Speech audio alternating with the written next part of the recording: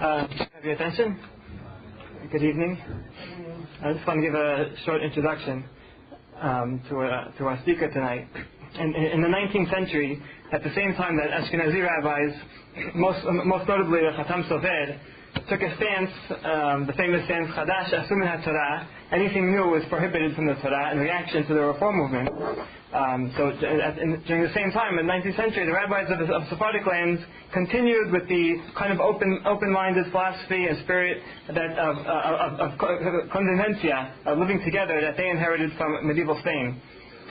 The 20th century brought the meeting of these two worlds, both on the streets of the Lower East Side and in the kibbutzim of Israel. And for some reason, the Ashkenazi majority, with their more so-called sophisticated culture, European culture, dominated the Jewish voice, and even the Sephardim themselves forgot their own heritage. Joseph Mosseri has taken upon himself to recover the writings of these rabbis, and it's a great honor for us to be able to hear him speak tonight about some of them. Thank you. Glad you really want to. I'm sorry? Yeah, might as well get them out now. The subject of tonight's lecture is the approach of our Sephardic Hachamim to modernity. How do Sephardic sources bear upon contemporary halachic issues? The purpose is twofold: to examine significant aspects of the methodology of these Hachamim, and to illustrate this methodology with actual case studies of halakha l'ma'aseh according to these Hachamim. Obviously, we're not here tonight to decide halakha l'ma'aseh for any of us, because just to look at one or two case studies of individual Hachamim would do total injustice to the methodology of the Hachamim that we're talking about. It's also important to remember what we can gain from learning about these Hachamim and how we could bring this forward into the Pesach Halakha of our own 21st century. Sephardic Halakha methodology is related to the place of Halakha within the Sephardic tradition and its specific function. In addition to Halakha, Sephardic tradition recognizes another realm, dealing with the ideology, religious views, mores, and attitudes of the Jewish people. For the Sephardi, the bond giving unity to the Jewish people is halakha, not a particular ideology, as opposed to the Ashkenazim, where there has to be a general ideology holding people together and not halakha. Realizing that, we can now gain a better insight into the particular dilemma of the Sephardic posek. On the one hand, halakha, as a political expression of the Jewish people, cannot be abrogated or altered by any individual. On the other hand, if halakha is to be effective, it must address itself to the issues of the society and reflect the concerns and values peculiar to the specific historical situation. How is the posek to arrive at a halachic decision that is true to tradition and yet comes to grips with the specific historical and social dimensions peculiar to modern times? Sephardic halachic methodology is directed towards the solution of this dilemma. There are two levels to this method. Number one, there is a need for the Hacham to master the entire rabbinic literature available on the subject. He must know it all in order to begin to understand from what aspect to approach the subject at hand. Only then can he decide upon that specific situation. As we know, the pirat is meaningful only within the kirad. Accordingly, there is a need to master both the classical rabbinic text and the post-rabbinic texts. We know from our great Hachamim that we will be studying that they looked even to Aharonei Aharonim, to the very last person who dealt with the subject, even if it was their own student. They would look at their teshuvot on the subject and deal with that as well. For the Sephardic posek, to overlook an opinion or a source pertinent to the subject would render the decision faulty.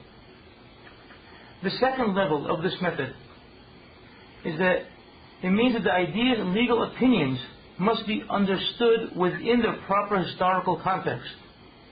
One must first grasp the function of the legislation in its original historical context in order to evaluate its position in the new historical situation. For that, I ask you to look at your sheets, and you'll find on page 2, there's an item listed as item number 4, a quotation from Hacham Yehuda ibn Bulat. This Hacham left Spain in 1492 and was appointed as a Dayan in Turkey. He says here, "It seems to me that in matters of prohibitions and enactments, that if they were worthy, the Aharonim can assemble and abrogate the words of the Rishonim." This is a very powerful statement. Aharonim can do away with what the Rishonim said. It does not mean, God forbid, that they should deliberately set themselves to oppose the early authorities. However, this is the effect of the times, that as the result of the different causes changes its designs, and what was beneficial to the Rishonim is harmful to the Aharonim. There is a principle agreed by all that no decree can be passed on the community if the majority of the community cannot endure it. This is not something new, something that was made up recently. This is something we're reading that's already 500 plus years old.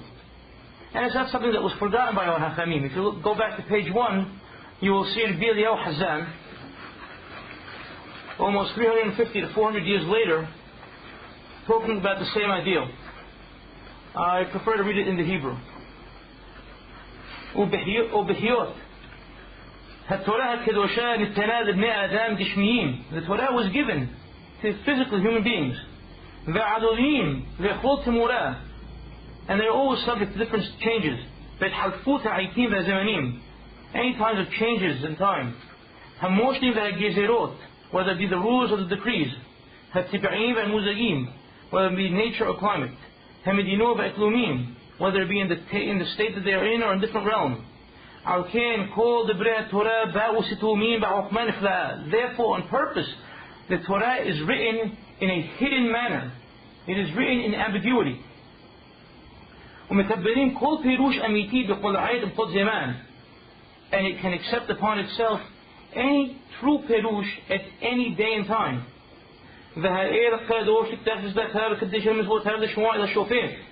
And Borei Olam set us forth to listen to the shofet, to the judge.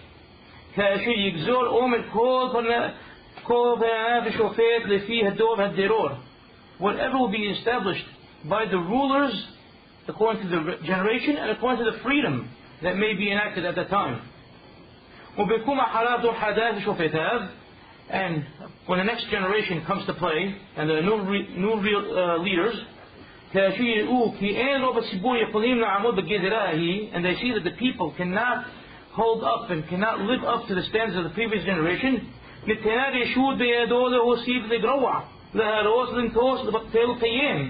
he has the power, whether it be to add or to delete, to distract, to destroy, or to rebuild in a different fashion.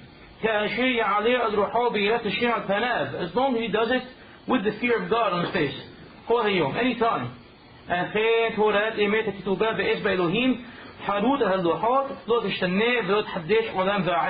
Indeed, the Torah of truth inscribed by God's finger engraved upon the tablets will not change nor be removed forever and ever. These Hachamim feel that the only way for the Torah to last eternally is through change.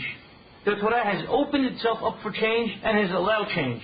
And this was the path that they brought with them from pre-expulsion Spain, and this was the path that they carried with them into the Ottoman Empire and elsewhere.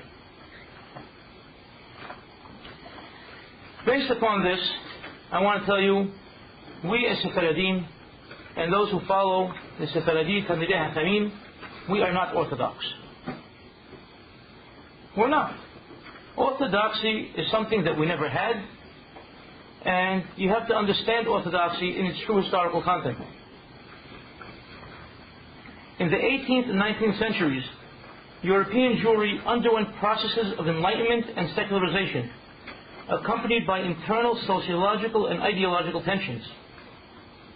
How did this manifest itself among the people and rabbis of Europe? Reform Judaism. That was the immediate answer in Europe. The earliest religious response to modernity was anti-traditionalist in the body of the Reform movement.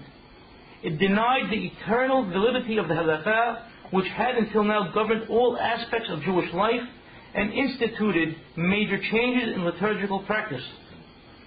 The challenge of reform and of the more general Jewish enlightenment, the Haskalah, did eventually stimulate a response from the champions of the traditional faith. What was this response? The earliest traditional response was one of uncompromising reaction, summed up in the rallying cry of Rabbi Moshe Sofer, better known as the Hakam Sofer. He took a line from the Mishnah and Orlah, and he reused it to his benefit. He said, whatever is new is forbidden by the Torah in every instance. This reactionary stance remained the essential position for a large segment of traditionalists and became known as orthodoxy. Something that never existed anywhere in Judaism before early 19th century Europe. Orthodox leaders, in essence, declared that they were simply preserving and continuing the ways of life and the beliefs of pre-modern Judaism. They forced themselves into a position of denying the legitimacy of all modern innovations. They bound up the Torah in a manner which was never known among our Hakamim. In fact, according to Hafam Yisrael Moshe Hazan, this approach resulted in totally arbitrary and useless humrot that greatly contributed to the fragmentation of the Jewish community, thereby discrediting the office of the rabbinate. Now you may be saying, well, that was a reaction in Europe because they had modernization. We never had modernization. We were living in backward Arab lands, Turkish lands, Greek lands. We didn't have any of this. They didn't exist. And in fact, this is what they still teach in school, and it's a very popular myth that's taught in Israel. Sephardim never even had running water until they came to Israel. This obviously is not true. In 1830, France conquered Algeria. In 1831, Egypt conquered Palestine and Syria, and soon thereafter extended legal equality to non-Muslim inhabitants. In 1839, the Ottoman Empire followed suit with a declaration on civil rights. Jews of these lands were directly influenced by another factor as well: West European Jewry. These people in West Europe, they said, no, our brethren in Arab lands also, they're suffering. We need to bring them up. We have to go and help out the downtrodden Oriental Jew. So they also brought modernity with them. Modernity was there in our lands. Not only that, but the governments within the Ottoman Empire, whether it be Egypt, North Africa, Syria, Lebanon, Iraq, all these countries, they wanted to modernize their states. They brought in new technologies, communications, transport, industry, agriculture, urban development. By World War I, Mediterranean Jews were significantly affected by modernity. And by the late 1940s, of course, everybody in the Middle East was quite modernized. Nevertheless, the typical response of the Sephardic rabbinical elite to these developments was very different from that of the European peers. Sephardic rabbis therefore cannot be characterized as orthodox in the correct sense of that term. I ask you to please look on page 1. You have the quote from Hassan ben Sion Meir Hai Ozier. He was, of course, the Rishon Sion and chief rabbi of Israel from 1939 to 1953. And he says, Tena'ei Hayim, Shinui Ha'arakim, Tagliyot HaTechnika V'Hamada, Molidim Dor She'elot U'Ba'ayot Hadashot She'dorshot Petronan. In every generation, the conditions of life, changes in values, and technical and scientific discoveries create new questions and problems that require solutions. How does he respond to it? He says, we cannot turn our eyes away from these issues, and to say, Torah. He's aware of this position of the Hakam Sofer and Orthodox Jewry. And he turns against it. He says, we cannot accept that position. That is not our way, and that is not the way to go. כלומר, כל דבר שלא נזכר מפורש בדברי קדמוננו הרי הוא בגדר האיסור. Anything that is not mentioned is automatically forbidden. He totally rejects it. ומכל שכן שאין לנו הרשות להורות בו היתר משיקול דעתנו. And all the more so that we are not able to render a decision from our own judgment. ולא להשאיר אותן כהלכות עמומות וסתומות שכל אחד ינהוג בו לפי דעתו, and to leave it open for every person to do as he decides. אבל זו היא חובתנו לפשפש בהלכות למד סתום מן המפורש. It is our obligation, he says, to search and to delve into the words of our Hachamim, to find ways to understand how to apply the way of the Torah to modern innovations. ובכל תשובותיי לא התכוונתי להקל או להחמיר מדעתי ובהכרעתי. Because in Ummah Teshuvot, my intention was never to be lenient or stringent. I didn't come here to just give my own opinion. إلا كبناتي ومجماتي هكذا حبيس ولمسوت هائمين. My entire intention was to search for truth. عد كم شياد بناتي مجعت هلاكي لأورام شلبوتين رشونين. Because right away, because so I'm not making up my own, I'm following the ways of our earlier rabbis.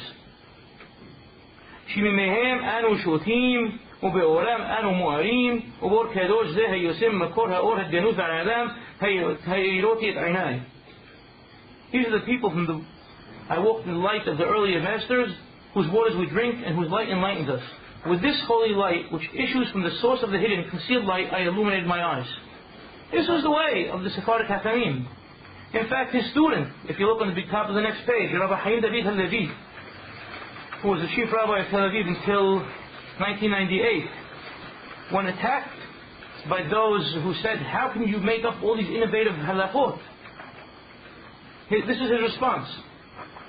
This is possible only because permission was given to Israel's sages in each generation to renew halakha as appropriate to the changes of times and events. Halakha is dependent upon place and time, obviously, like we mentioned earlier. Only by virtue of this was the continuous existence of Torah in Israel possible, enabling Jews to follow the way of Torah. This is the only way, as we originally read with Rabbi Yehuda ibn Bulat. This was the way of the Hachamim. They brought it with them from pre-expulsion Spain. This is what they carried through. There is nothing so flexible as the flexibility of Torah. Nowadays we think of Torah as very rigid. It confines us that we can't do anything. But our Hachamim obviously look at it very differently. Torah is flexible, and it works with our day and age. It is only by virtue of that flexibility that the people of Israel, through the many novel and useful rulings innovated by Israel's sages over the generations, could follow the path of Torah and its commands for thousands of years. In essence, Rabbi Haim David HaLevi is telling us that if we didn't take this stance, the Torah and Am Yisrael would have died out. On this vein, we obviously have to think about their approach, and that brings us to the beginning of some of the subjects I want to touch upon. Firstly, secular studies. You hear nowadays people screaming, no, we can only learn Torah, you can't have secular education in school, we have to shield our children from the bad ways of the world. This obviously was not the way of the Hachamim. Secular studies for Jewish students in the modern era is viewed upon as extremely important by our Hachamim. Indulge me while I run through a list of Hachamim of the past 150 years from throughout the Sephardic world who not only approved of secular education, but expressed their interest in it and its importance, and some of them even to the point of stating that it is an obligation to teach our students history, math, business ethics, and the such. And we had in Yerushalayim, Rabbi Haim Nassim Abu Lafia, Rabbi Haim David Hazan, Rabbi Yaakov Shaul Eliyashar, Rafael Meir Panijir, Shlomo Moshe Hagagid, Moshe Malka. In Libya and in Alexandria, we had Rabbi Eliyahu Hazan. In Turkey, in Izmir, we had Rabbi Abraham Palachi. In Tunis, we had Abraham Hajjaj and Abraham Abu Qara. In Gibraltar, Ishaq ibn Walid and Yosef Arwas. In Hebron, Rahim Yosef Franco. In Rome, in Corfu, and in Alexandria, Rabbi Yisrael Moshe Hazan. In Crete, Abraham Ibn Lagon. In Morocco, Ishaq Nahon, Shmuel Nahon, Shmuel Abu Afia. In Baghdad, Abdullah Somer, Rabbi Yosef Hayim. In Serbia, Ephraim El-Kilai. In Damascus, Ishaq Abu Afia and Shlomo Sukkari. In Beirut, Yaqub Bukhari. In Halab, Chama Harun Shweta. We had Hachamim in all our cities, in all our countries at all times that were pro-secular education. In fact, we think about these rabbis that I mentioned Rabbi Yosef Hayim. We all know him very popularly as the Ben Ish Hai. We think Ben Ish Hai, we think, oh, this great Mekubah, we think Humrot, we think, how could anybody like that be pro-secular education? Question was presented to him, Hacham, can we teach math and Arabic and commercial correspondence? His answer was most definitely. It's obligatory, you must teach it. If you want the students to get ahead in today's world and to understand their surroundings, they must learn it. It's a mitzvah to teach it to them, but please don't teach it to them in the Knis while you're also teaching the Jewish studies. In fact, by other Sephardic Hachamim, his response was considered very mahmir, too stringent. Rabbi Yisrael Moshe Hazan said, no, this is the way of the Torah, so you must study in the Knis. And not only study in the Knis, but even if Goyim hear that there is such a Jewish school, let the Goy come and let the Goy study with the Jewish people in the Knis as well. This is the importance of secular education to our Hachamim. Let's note the other aspect of it, the response of the Hachamim of Eastern Europe. In 1891, the decision of the heads of the Russian Yeshiva of Volozhin was to close down the institution rather than to agree to the inclusion of secular topics in the curriculum. Not only that, but in 1853, the rabbis of Jerusalem's Ashkenazi community decreed a harem and nidui to anybody who would send their children to the newly founded modern schools.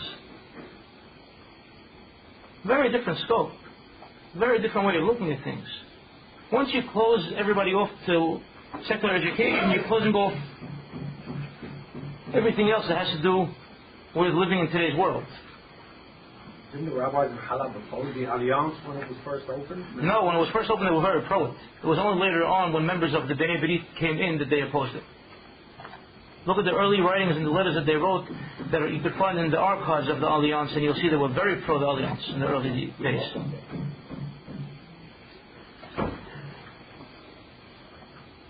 Speaking of secular education, that brings us forward to science. Obviously, this increased study and knowledge brought about modern science and technology. In a teshuvah, where he spoke about allowing the striking of a match and turning on of electric lights on Yom Tov, says the following: new inventions of many types have proliferated in our times. For human technological ingenuity has increased as a result of knowledge gained by research into the basic elements of creation. New inventions, not even imagined by our forefathers, blossom forth daily. You can tell, he speaks about technological advances in a positive light. He likes it. We see that he's aware of the dependency of technological progress upon scientific research, and he regards this research not as antithetical to religion, but rather as an involvement in the understanding of creation. He was not alone in his position on electricity. Many other great Sephardic rabbis also allowed the use of electric lights on Yom Tov. As we mentioned before, Rabbi Uziel, he was one of the earliest ones to allow turning on electric lights on Yom Tov. Rabbi David HaKohen Sekli, Rabbi Yosef Mesas, Rabbi Mosfut Kohen, and our present generation, Hacham David Shilush of Netanya. Let's take a look at Rabbi Yosef Mesas. On, I believe it's your last page. Page 4, you have a quote from Rabbi Yosef Mesas. In the middle of the page, section A.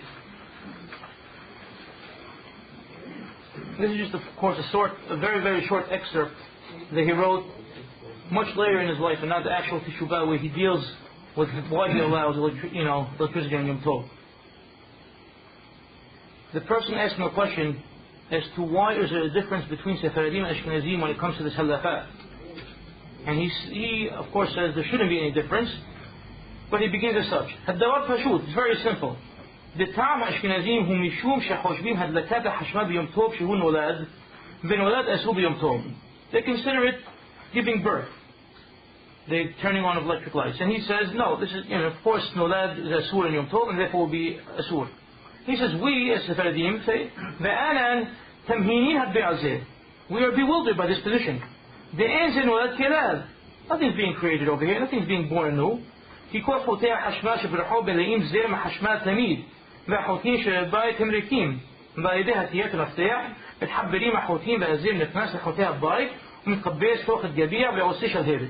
Very simple. Electricity is always there. It's going through the wires at all times. You just switch, turning on the switch and it's bringing the electricity forward. The Gemara talks about it. If you have coals and you blow on the coals and you have and the fires are burning and it creates more of a fire, that's mutar because you're not creating something from nothing. And that's the basic approach of the Sephardi Hachamim, that the fire is there within the wires and that's what creates the light. Whether all the Hachamim agree with that or not, that's not what we're here to discuss, as I mentioned earlier. He basically ends off the Teshuvah, if you look 2-3 lines from the bottom of it.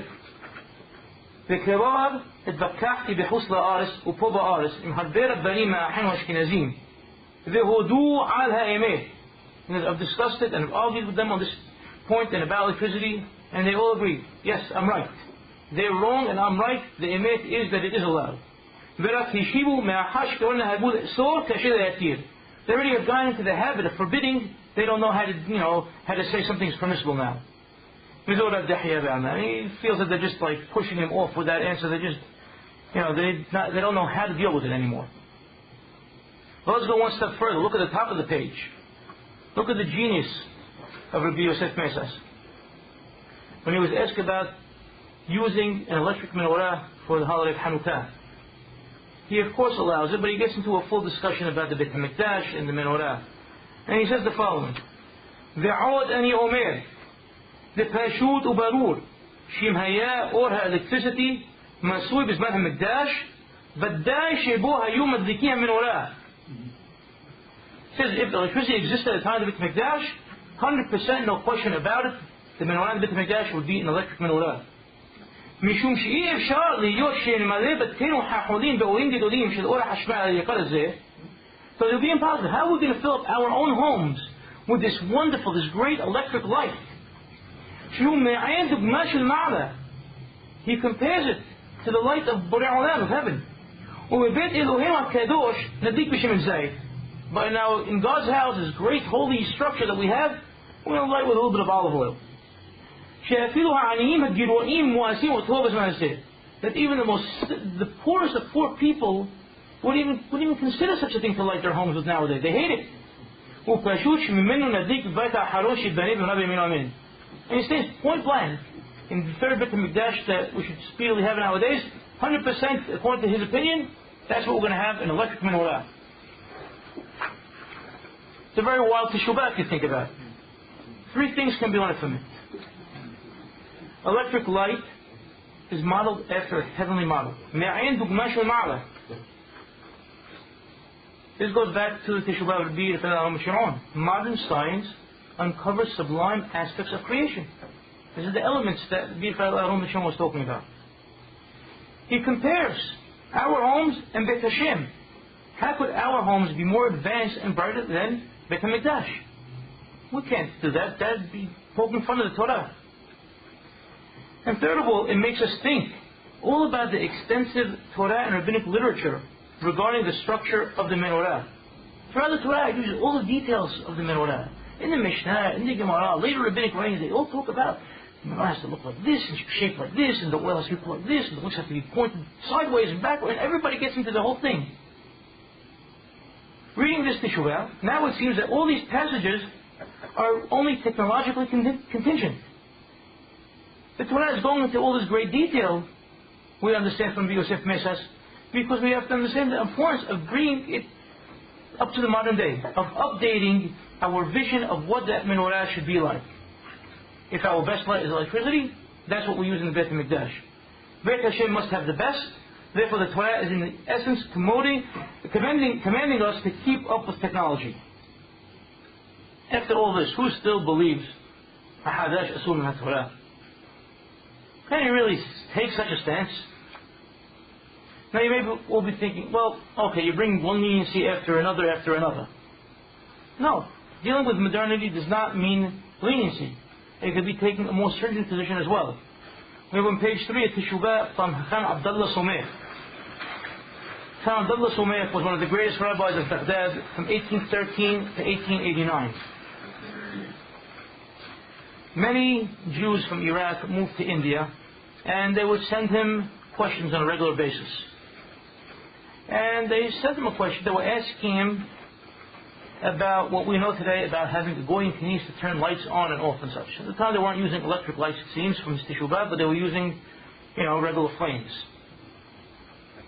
And they mentioned that he opens up this teshuvah and he talks about the teshuvah of Rabbi Yaakov Popper, who was Rabbi of Frankfurt from 1718 to 1740, in his book Sheb Yaakov.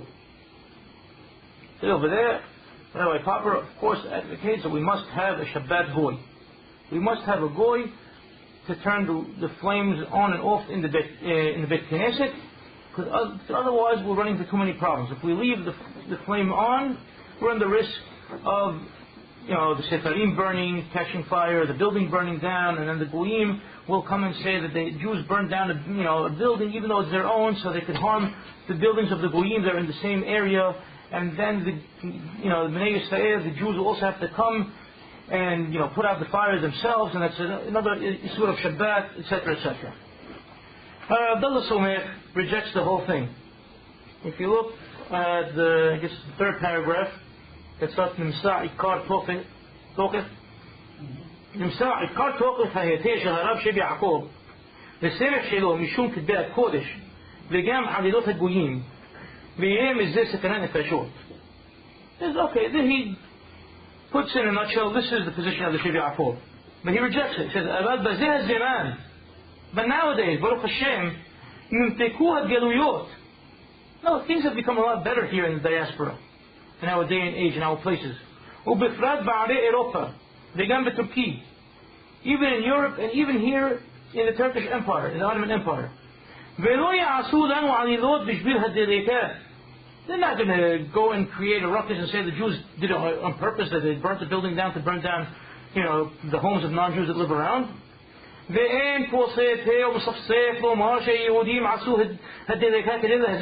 Nobody would ever enter their mind that such a thing was done by Jews so they could hurt non-Jews. Not only that, but look at this, he says, basically, everybody has become equal. Jews, Christians, Muslims, we are all the same people. It's not the way it was before. And he says it's not going to be Shabbat if, God forbid, this happens and there's a fire. The Jew's not going to come by himself to put out the fire. Where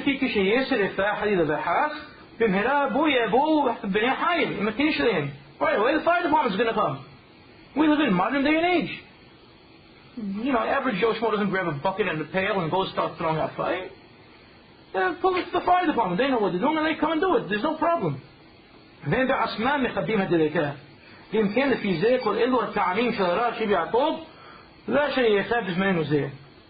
Everything that he said does not apply nowadays.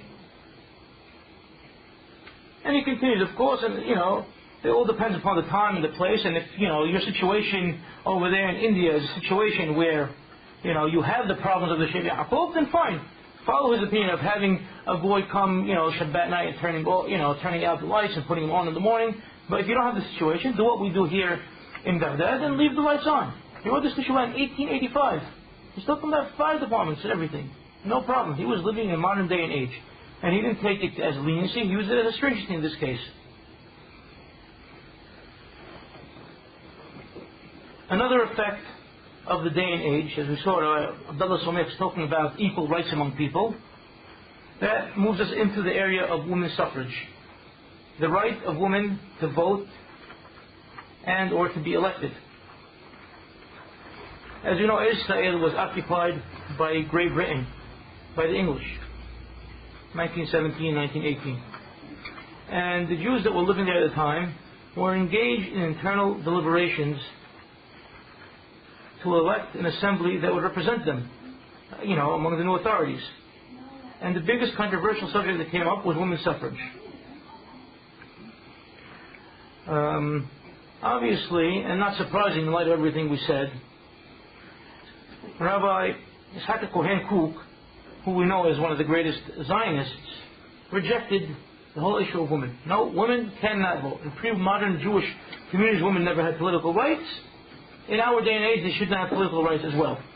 Not only that, we can tell from the Torah that women had not been accorded status in the biblical definition of Israel politics. They were never regarded as kahal or idah. Only men were kahal or idah. Women were never counted in the census. They were never listed in genealogical lists. No, we're not going to let women vote. Hafam ben Sion Nirhai Uziel, again, he looked at things very differently. Said, fine, let us grant.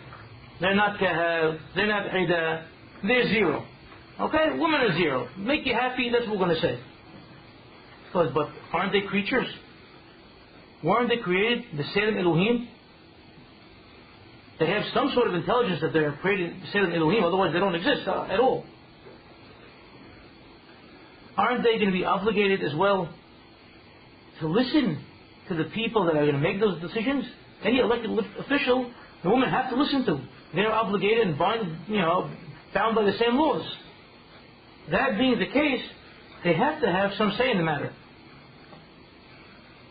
He realized that the world was changing. He was very, very open-minded, very well-read, and knew already that, already in Norway, I believe it was in 1913, women's suffrage was a thing of the past. Women were there voting and electing and, doing it all. And, many other countries in Europe slowly caught on, and by 1920, I believe it is, it was, fact over here in the United States, in all states, women already were accorded the right to vote. His bottom line is, because women were created in B'Tselem Elohim, and they were endowed with intelligence, that they must be expected to obey the elected leadership, and they must follow suit in voting for them. How can we, Am Yisrael, in Israel, we're supposed to be the light to all the nations? We see that the nations have already realized something and woken up and are doing, something that is what would seem to be more correct, and we're going to be the backward ones? He could not stand it. He went ahead with his position as opposed to others. Now I could of course keep going on and on with more and more examples of different Hakamim. Do you want me to? Where do you want me to take it from here? Continue. What are the topics? I have lots of topics. I'll just mention a few of them, and then if you want me to get into it, we'll talk about it. I'll mention the first, Hacham Meir Watnin. Hacham Meir Watnin was, in essence, the first chief rabbi of this community. He was from Tiberia, and he came here prior to World War I to collect funds for Tiberia. And because of World War I, he got stuck here. The community was on the Lower East Side. They fell in love with him. Hatan, you're here, you're stuck, you're our rabbi. He was here for a good 4 or 5 years. And they loved him and they wanted him to stay here, but he was dying to go back. But obviously during those early days on the Lower East Side, they asked him many questions. He's one of the earliest Hachamim that we have that talks about electric timers on Shabbat. He deals with the issue, and he allows it. He was asked about running trolley cars on Shabbat. At that time, there were electric trolley cars and still horse-driven ones. The horse-driven ones, obviously, we had Mishnah Moreshet, and he couldn't allow it. Electric ones, he said, as long as you have a way of not carrying your ticket to get on board, and you don't have to pay for it, you could use it. Obviously, I'm not going through all the details of how he arrived at his conclusion. But this is the open-mindedness that we're dealing with. The issue of using microphones on Shabbat. Hacham Yehuda Maslaton, originally from Damascus, later on at Beit Din in Cairo, he was asked about, can we use a microphone in Beit Knesset on Shabbat? He allowed it. There's a whole issue about allowing it, and it was used. In fact, till I know from my father, till the day he left Egypt in 1961, they were still using a microphone every Shabbat, every holiday, even Yom Kippur. Yom Kippur, they used it. Microphone. The Hazan, the rabbi, everybody used the microphone. Rabbi Yosef Mesas was asked by a Moroccan rabbi that was here in the United States in the early 1960s. Rabbi, we have a very big knis over here, it's not like Morocco. You know, each knis is the size of, let's say, Ahiyaz or Sha'ari Sion, and I make a speech on Shabbat, I want to speak the Brit Torah, and they can't hear me all the way in the back. Can I use a microphone? The bar mitzvah, use a microphone on Shabbat. No problem whatsoever. Hakam Maktub Abadi dealt with the issue of dishwashers. Okay, tons people, can we use a dishwasher for meat and milk? Can we have to use it at the same time? We use it at different times. It's a modern innovation, you know, it's not something that we can find in Shulchan Aruch or Rambam or any place else. Nowadays you see people buying 2 dishwashers. No, you can use the same dishwasher. Meat, milk, even at the same time. He dealt with it. Let's get even more modern. Nowadays you go to hotels, you don't have regular keys anymore. You have these electronic cards. What are you supposed to do on Shabbat? Lock yourself out of your room?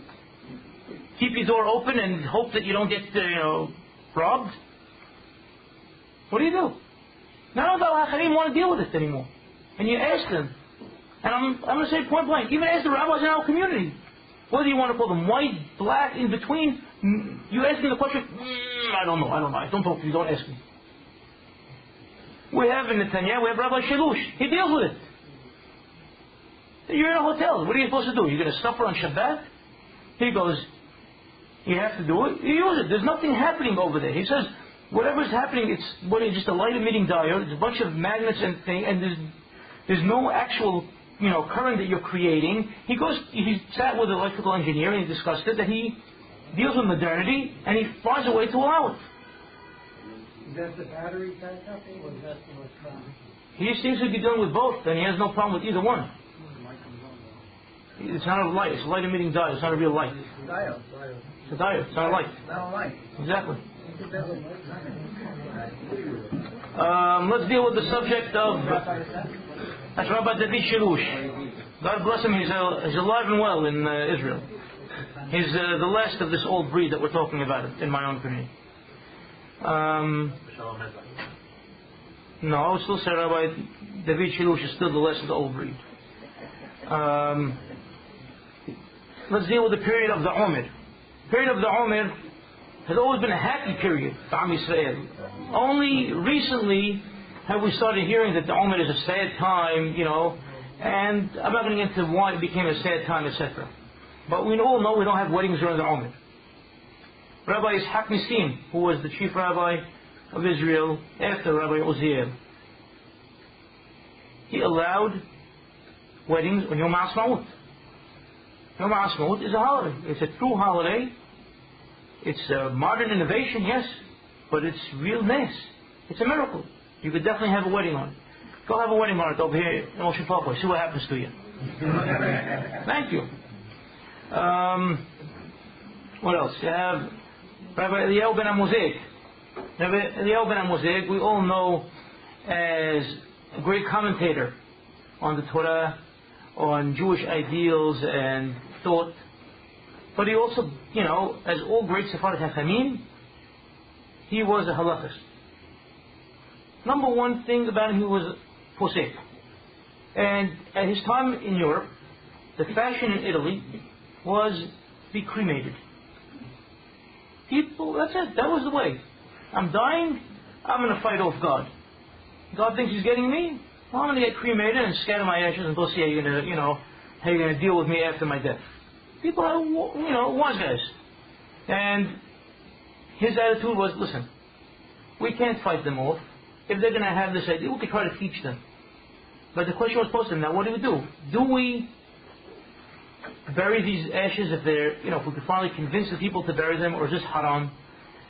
Do we deal with the mourners at all, or we just ignore them and, not put them into avidu because they're following the wishes of this deceased? And he deals with it. And he goes through an entire 27-page book that he wrote specifically on this question. And he says, let them do what they want. We're going to bury the ashes. He found a way to allow burying ashes. And he said, we as the Hachamim, we have to do our job. After they go, they'll deal with Borei Olam. That's between him and them. We don't turn them away from Judaism. Because if we're going to turn them away from this little thing and not try to help them along, we're going to lose all these families as well. The stance of the Sephardic Hachamim was always very, very close to the people. Thinking about the way people thought and using that hand in hand. Now obviously this is not only something that came as a non-reaction to this Hadash Asum Torah, or something that only came from that earlier quote that we read, from 500 years ago. But this is also something that Rabbi Hayim Yosef David Azulai, the Hidah, he realized that he was a Shadar for Israel. Shadar, now we call them Shadihin. Okay, Shadar Shulhan Rabbanan. And he used to go out as an emissary for the whole land. Back then, only the greatest Hachamim were sent out. It wasn't just your average guy, okay, with a hat and a beard, you go collect some money for us. It was the greatest Hachamim that would leave their communities to go out to collect. And he encircled practically the entire Jewish world of his time. And he discovered something. He saw that the Sephardim, the rabbis of the Sephardim, clung to the quality of hesed, compassion, and they tended to be lenient in all their decisions. On the other hand, the Ashkenazi Hachamim followed the quality of givurah, heroism, and therefore tended to be strict. The distinguishing characteristic of Sephardic sages was their commitment to hesed. The Sephardim always came down on the side of compassion. They thought about the people and they thought how we're going to do things the right way, the way people would want and the way that blends in with the society. In fact, Rabbi Haim David HaLevi pointed it out when he was talking about the controversies between Beit Shammai and Beit Hillel. Beit Shammai always tend to be strict and Beit Hillel always to be lenient. And the halakha, as we all know, the end tend to be like Beit Hillel, to be lenient. He asks why. And after comparing numerous cases, he says that because they were more sensitive to human predicament and sympathetic to human weaknesses and inadequacies, and considerate of the difficulties of life which affected people's behavior. This is the way that we accepted from Beit Hillel, and this is the way that we follow. Unfortunately, for a variety of reasons, the Sephardim have suffered a certain loss of spiritual identity. We have developed a sense of inferiority in relationship to the Ashkenazim. Sephardic rabbis in Israel wear Ashkenazi garb. Right, Hassan? Why do you do it?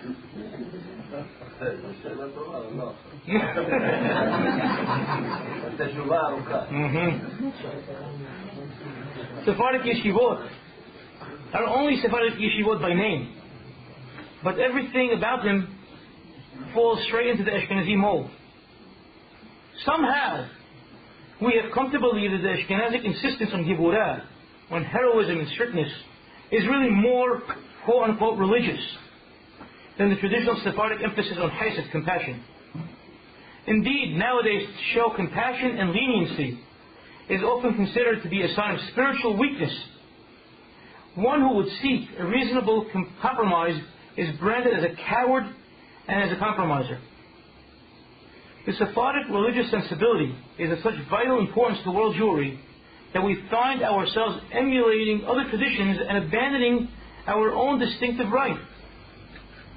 It's not fashionable to be a person of hesed, to stick up for hesed. And anybody who does is criticized. We all know it. The Sephardim can do a great service, not only to ourselves, but to the entire Jewish nation by returning to our spiritual roots. We must study the words of our Hachamim, and we have to stand together against extremism, because this extremism breeds hatred.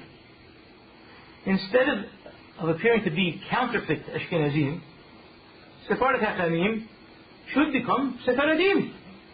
Enough's enough. We have gone too far in the way of the Ashkenazim. It's time to come back home. Thank you.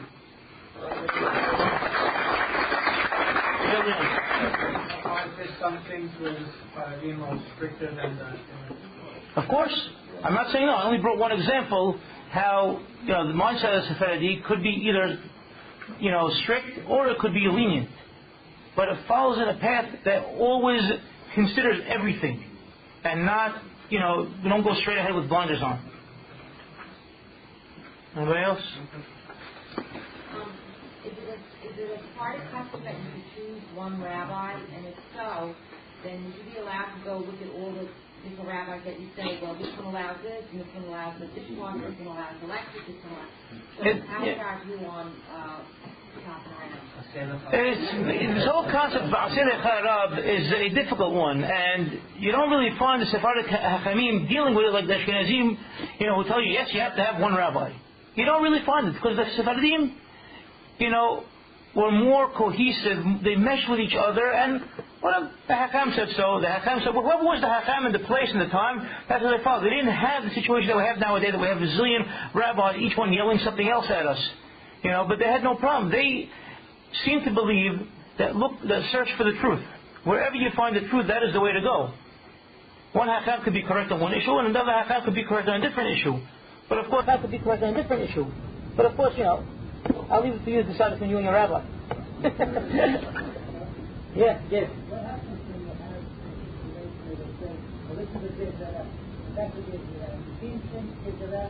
we don't have a body of rabbis today, so they take the business. But we cannot make gezerot either. And gezerot that are made in the modern age are not gezerot. According to the Hakamim, gezerot were only made back then in the time of Mishnah, basically. How do you change the gezerah? You can't say, if it's a Mishnah gezerah, you cannot change it. Right. Alright, or whatever it may be. But nowadays we have no right to make up gezerot. You see people doing it left and right, making up gezerot, but we are not allowed to. Rabbinic literature is replete with many, rabbis saying that it is forbidden for the rabbis of our day and age to make up gezerot. So let's say gezerah was made 200 years. 300 years. Same thing to gezerah now. But now, if you look at it... Well, that's not true. If you look at Rabbi Ibn Gulat, you look at Rabbi Eliyahu Hazan, they say straight out, if the gezerah is there that doesn't work with the place and the time and the people cannot adhere to it, the rulers, the leaders of the community, the Hakanim, have to change it. These are not my words, these are words of the Hakanim. It's very different than what we're used to hearing. I agree with you, it's very hard to swallow. It's hard to swallow because you're not used to it. But what you're used to hearing would have been very hard for your father, Alav Shalom. Your father was Talmid Hasan, I remember him very well. How do you think he would feel about what's going on?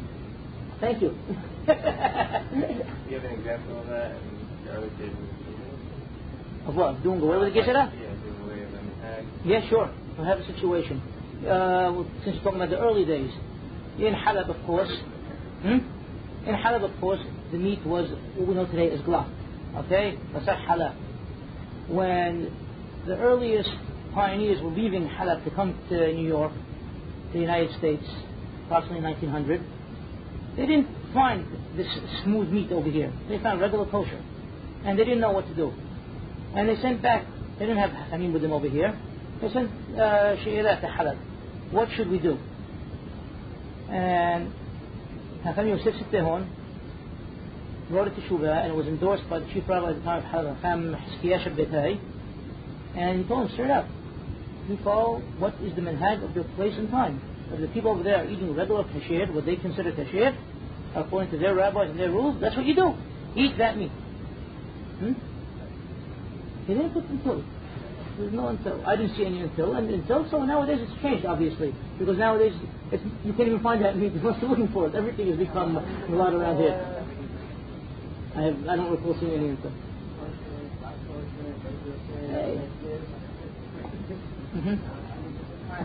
Exactly. But in terms of also the Sephardim were halachic. Yes, they were. To note that I'm sure that they use halachic principles. Of course, I'm not getting into that because not everybody is on that level to get into that. If you want to have a private class, yeah, that's we could get into an actual teshuvah and we could break it down and look at the principles involved. Each case will be different, obviously. Anybody else? They have, as far as I know, in the old section of Halab, what's called the Bahsita, they did have a Irub. What bearing that has in our Irub over here, obviously, they had nothing the size of Ocean Parkway, they small, narrow streets, obviously. any pictures that I've ever seen or people that were there, and have told me, they said the streets over there were very, very narrow. In Egypt, only in the old Jewish quarter of Cairo, but in Alexandria, Rabbi Abraham Abigzir, who was the head of the Din under Rabbi Eliyahu Hazan, he proposed the making of an Irub, and he wrote up a whole teshuvah about it, and he sent it to Yerushalayim, to Hassan ben Sion Kawinta, who was the Rosh Din of Yerushalayim, and he approved the plans, and the other Hakanim of Yerushalayim approved the plans, and then they wrote a follow-up on it, and it was all ready to go, but in the end, Rabbi Abigzir moved back to Israel, and that Irub was never put up. But the plans were ready, and the streets were wide, and no problem at all. Here we are. Touch on the subject of prayer. That's going to be more stricter prayer than about a video and different things about a channel, but about these things, they have things before the Amidah and I think that's a whole different type of class. There's a whole different lecture. There's a lot of different things you could talk about. The development of prayer. It could be for hours. How could you consider prayer stricter or not stricter? Our prayer is much longer, if that means anything to you. You want to call that stricter? Call that stricter. I wouldn't know how to define that.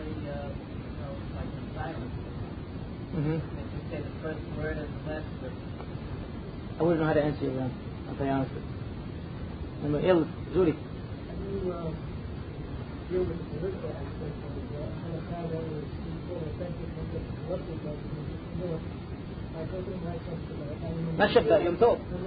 This was the position in the community until 25 years ago, 100%. All the rabbis of the community allowed turning lights on Yom Tov. Yes, 100%. 100%. Turning off, there are different opinions on.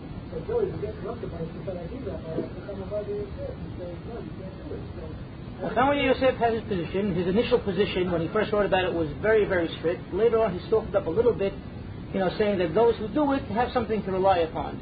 We don't have to really reprimand them. No. Now, his initial teshuvah, it's not true, Zuri. You've never really read his teshuvah. You can't talk about Yehavidah. You have to talk about Yebiyaomer, his real massive teshuvah. That's his magnum opus.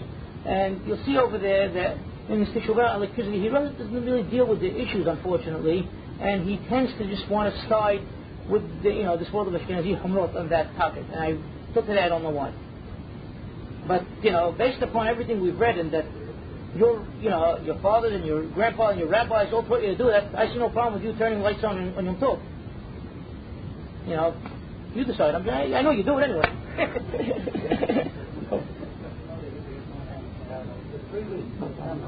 Yeah. That's the issue of Minhaj.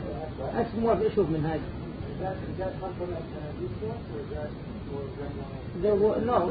Even in the old world, you had Sephardim, who refrained from certain things during the 3 weeks in different countries. Yeah. All right. Ready? We got one more. Yeah, David. We don't sing Arabic songs to Tefillah. We sing Arabic melodies. The Hachamim were very, very sure. It was always an issue, and the Hachamim were very pro it because we were removing the tum'ah of the music, and we were bringing it up in holiness.